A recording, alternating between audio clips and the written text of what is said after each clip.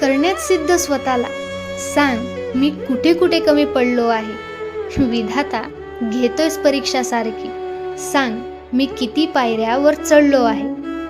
राम राम प्रजा. टाक पिसून मजला आव्हानांनी सारखं. मी साधी तक्रार सुद्धा करणार नाही, पण बळ ही तूच दे विधाता. मग भीतीने पराभवाच्या कुठल्या मी मरणार नाही.